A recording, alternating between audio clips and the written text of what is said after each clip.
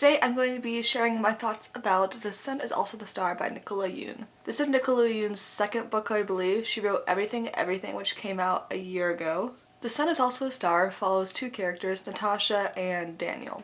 Natasha's parents are from Jamaica and she has lived in the United States in New York City since she was 8, but her parents immigrated into America illegally. Daniel's parents are from South Korea, though they moved to America before he was born, and so he was born and raised and is a legal immigrant. The story goes back and forth from Natasha and Daniel's different point of views, which I really liked. Natasha begins her story telling how her dad got a DUI, which led to her family being discovered as illegal immigrants, and so it is her last day in America. She's going to the courts to try and stop her forced migration of her family because she does not want to leave her home, which is America, even though she's technically Jamaican. Daniel's story starts off as his parents prepare him for the biggest day of his life, aka getting interviewed by alumni from Yale. Daniel's parents have set a track for him. They want him to be a successful doctor and go to Yale and do all those prestigious things, but Daniel's passion is poetry. The two storylines kind of start separately, but they eventually cross paths, and it's such a wonderful way.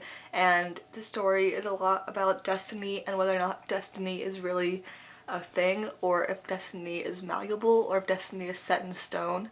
It plays with that idea a lot. The story is powerful because it tells these stories of these kids whose parents are immigrants from two different types of immigrants and how they identify as either American or as Korean or Jamaican, and how that plays with their personality, and I really liked that. Natasha wants to be a scientist, a certain type of analyst, I forget at the moment what exactly the title of the job she wants, but she loves the sciencey stuff.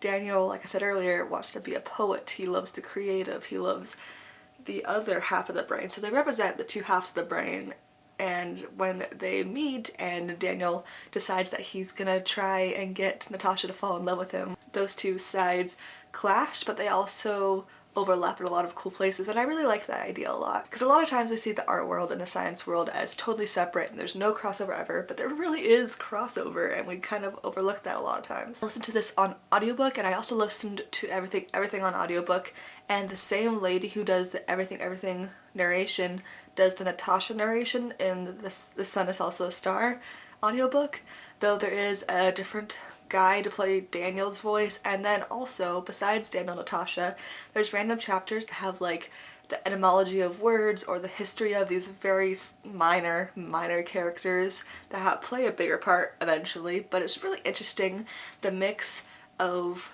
characters in this book.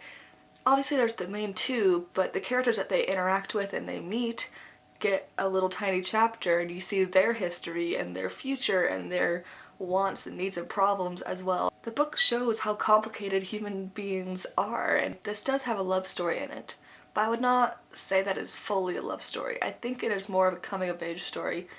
Though it just takes place over the events of one day, the events of that one day change the course of these two characters' lives. I recommend this to people who like The Fault in Our Stars, who like Eleanor Park, who like Since You've Been Gone. The Sun is Also the Star has a lot of the same elements that those three books have, but in a totally different way. It's a new book, it's a new story, and I love that so much. I'm gonna dive into my more opinions about the spoilery stuff, so if you've not read this, I would say stop watching right now and leave a comment down below and see if you're gonna read this book, because I recommend it. You should read it, it's good.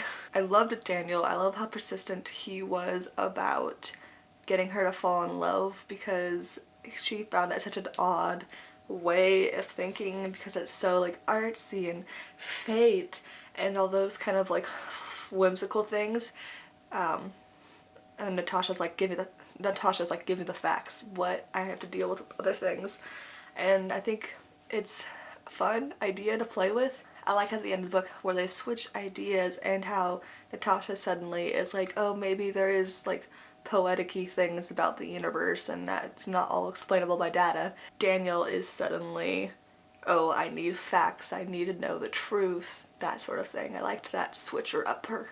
Okay, the ending. I was really glad that they did not end up together and that Natasha's family had to be deported. It was sad, it was realistic, we need immigration reform. I liked the epilogue a lot because they brought back the security guard, because I was really worried about her, because when we last saw her she was gonna commit suicide. That's what we knew about her, and that was really sad. I liked that we don't know if they for sure got together at the end. We don't know, but they weren't seeing other people, they weren't married, they just happened to be on the plane together, and I really liked that open ending. It's definitely one of the best books I read this year.